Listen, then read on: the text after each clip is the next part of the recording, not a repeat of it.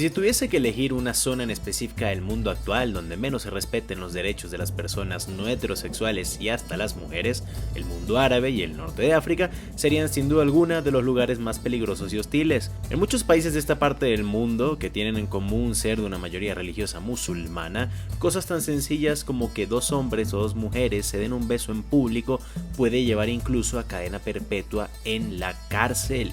Y a pesar de que estas atrocidades llevan siendo llevadas a cabo por varios siglos, la verdad es que esta zona del mundo no siempre fue tan intolerante. Es más, en algún momento hasta era respetado y celebrado. Y hoy justamente hablaremos de esto. Yo soy Rafael Peraza y esto es ¿Cómo era la homosexualidad en el mundo árabe antiguo?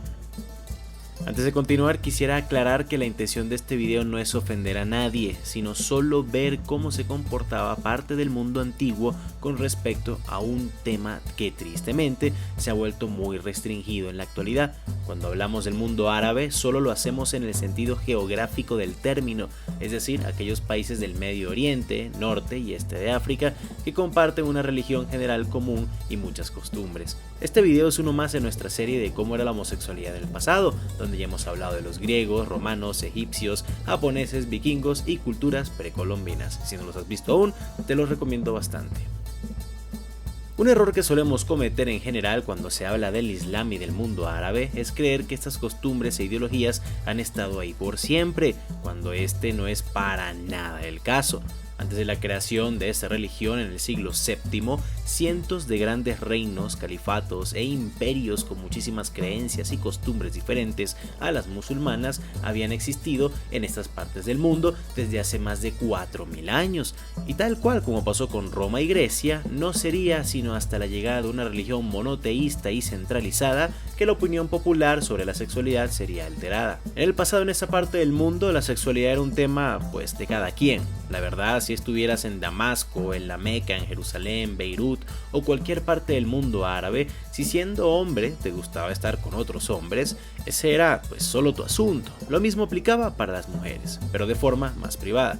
También, toca decirlo, así como lo explicamos en nuestro video sobre la homosexualidad en Japón y como también pasaba en Grecia y Roma, era muy común que adultos hombres que adoptaban pupilos para el área que fuera también tuvieron relaciones con ellos, incluso estos siendo menores de edad, pero estos casos eran reducidos y más que un tema de homosexualidad era más bien relacionado como una fantasía de poder y de dominancia, pero básicamente tus gustos sexuales eran tu asunto. Tanto así que hasta era común que muchos hombres se disfrazaran de mujeres en la noche buscando otros hombres para tener relaciones, y estos, sabiendo la situación, aún así lo aceptaban, dándole un sentido de anonimidad a ambas partes. Pero cuando el Islam es creado de la mano del profeta Mahoma, todo esto estaría por cambiar de alguna forma. El propio Corán, el libro sagrado del Islam, condena literalmente las prácticas homosexuales, citando la destrucción de Sodoma y Gomorra como resultado de estas.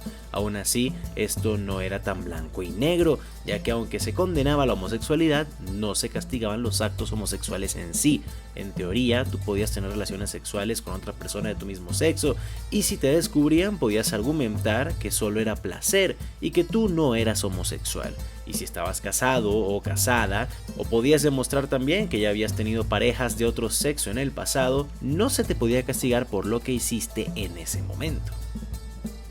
Muy similar a como pasaba en la antigua Escandinavia, era de vital importancia que, sin importar tus preferencias sexuales, fueses parte activa de una familia funcional. El tener una esposa o esposo y engendrar varios hijos era lo más importante para estas sociedades. Ya si en tu tiempo libre te escapabas y tenías relaciones con otros hombres, pues era tu asunto.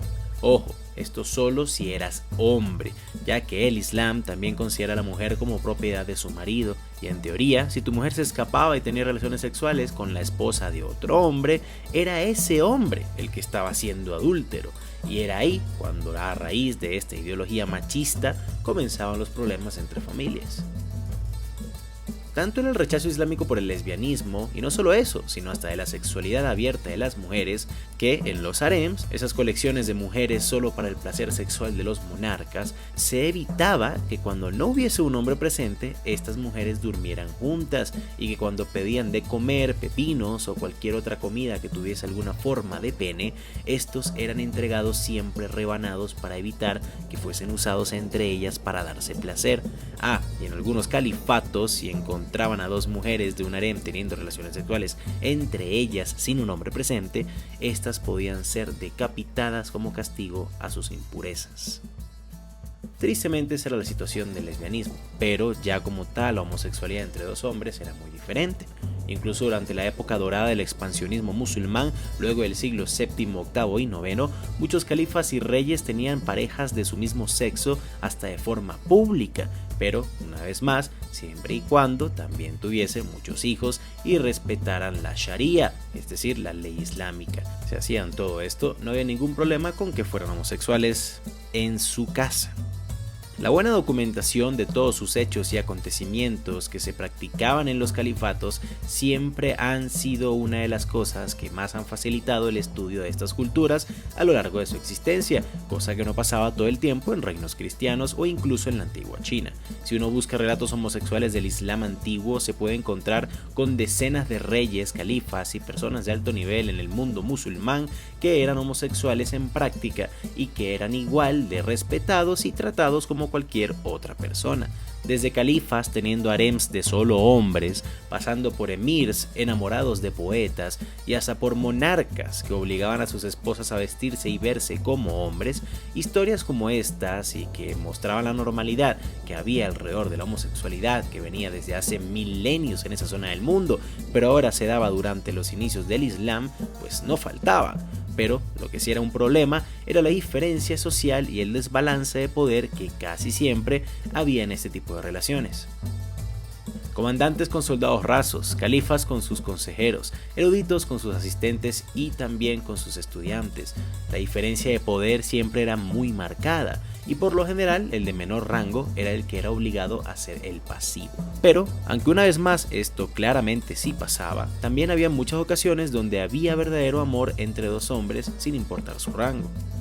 La temática homoerótica ha estado muy presente en la literatura clásica del mundo árabe e islámico antes y durante el auge de esta religión. En la poesía árabe clásica se celebra muy a menudo el amor masculino, siendo incluso más frecuentes que las expresiones de atracción a las mujeres. Algunos de los más importantes poetas árabes como Abu Nuwas fueron abiertamente homosexuales. En Las Mil y Una Noches, el ejemplo más conocido de la literatura popular árabe medieval, abundan referencias al amor homosexual, aunque hoy en día muchas de estas historias del libro, que de por sí es una recolección de muchos cuentos, han sido cambiadas para evitar la sangre y la homosexualidad. Si se leen los textos originales, es imposible no toparse con relatos sobre personas homosexuales todo el tiempo. Incluso los mismos cristianos fueron testigos de las prácticas homosexuales sin castigo que se llevaban a cabo en el mundo árabe antiguo. En el califato de Córdoba, actual España, cristianos que vivían entre musulmanes documentaron aterrados cómo el amor entre dos hombres era normalizado en sus culturas. Esto con la intención de indignar a otros reyes católicos y que ayudaran a los cristianos de Iberia a recuperar dichas tierras. Y este rechazo también ayudó a que más adelante tanto cristianos como musulmanes comenzaran a castigar de peor manera a estos gustos. Aún así, con cada década que pasaba, los musulmanes más extremistas y aquellos en el poder comenzaban cada vez más a condenar estas prácticas y gustos, por lo que, en un intento de enfrentar fuego con fuego de la poesía, la literatura y el amor plasmado en estas, surge un nuevo concepto de nombre Shahid Basi. Este concepto se basaba en el amar a Alá como el Corán manda por medio de amar una de las creaciones de este mismo. Por lo que en teoría, si un hombre amaba a otro hombre, al ambos ser creados por el mismo Dios, básicamente estás adorando a Alá, a la creación de Alá. La clave acá para que entonces dos hombres pudieran estar juntos en públicos y que siguieran respetando la Sharia era que este concepto se limitaba solo a la adoración y aprecio, no a lo sexual.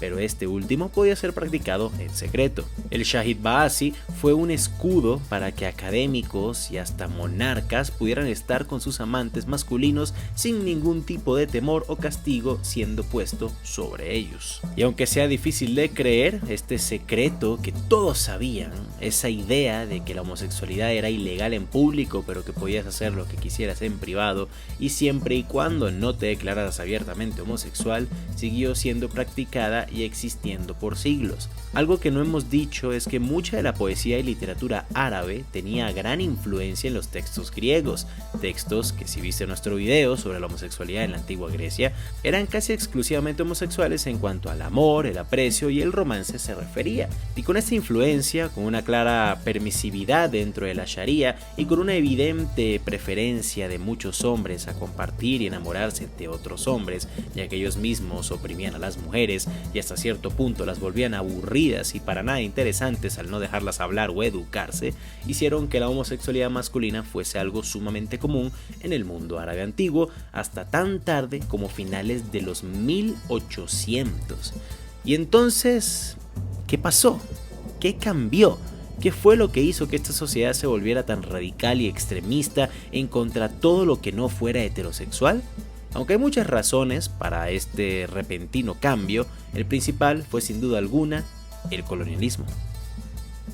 Para finales de los 1800, aunque no existían gobiernos grandes e independientes musulmanes como lo era el Imperio Otomano, dichos imperios o eran gigantes enfermos a punto de caer, o eran territorios conquistados por potencias extranjeras como Francia y el Reino Unido. Luego de haber sido libres, independientes, poderosos y ricos, casi ni quedaban califatos ni reinos islámicos que no fuesen colonias de los europeos, lo que hizo que movimientos radicales conservadores le echaran la culpa de este periodo de sumisión y de problemas al libertinaje, al no respetar el Corán y al no seguir la Sharia al pie de la letra, por lo que luego de los movimientos de liberación que iniciaron desde inicios del siglo XIX, cada nueva nación islámica se volvió sumamente radical, por lo menos en sus inicios, cosa que también incluiría la sexualidad de su gente, llegando al punto de hasta castigar la homosexualidad con la muerte, práctica que aún se practica hoy en día en algunos países, y fue así como todo lo que no fuera heterosexualidad y supuestamente atentara contra la norma moral del Islam era castigado y censurado. Y esta es la muy resumida historia de la homosexualidad en el antiguo mundo árabe. Como les dije al inicio, esta es una parte más de nuestra serie sobre la homosexualidad en culturas del pasado. Así que si quieres que hablemos de alguna que no hayamos tocado ya, coméntalo en la parte de abajo, para tenerla muy en cuenta. Si este es el primer video que ves de nosotros, te doy la bienvenida y te invito a que te suscribas para que puedas ver mucho más contenido como este. Tenemos listas de reproducción de todos los temas, así que espero tengas una tarde muy entretenida viéndolos todos. Recuerden que tristemente las condiciones en YouTube no han sido las mejores en el último año, así que estar suscrito y compartir esos videos con toda la gente que puedas es de las mejores formas de ayudarnos para que sigamos haciendo todo el contenido que podamos. Pero si quieres ayudar de la mejor forma, recuerda que puedes unirte a Patreon, una plataforma donde por el dinero que puedas y el dinero que quieras darnos mensualmente, nos ayudarás directamente a mantener el canal a flote, podrás hablar conmigo y sugerirme todo tipo de temas.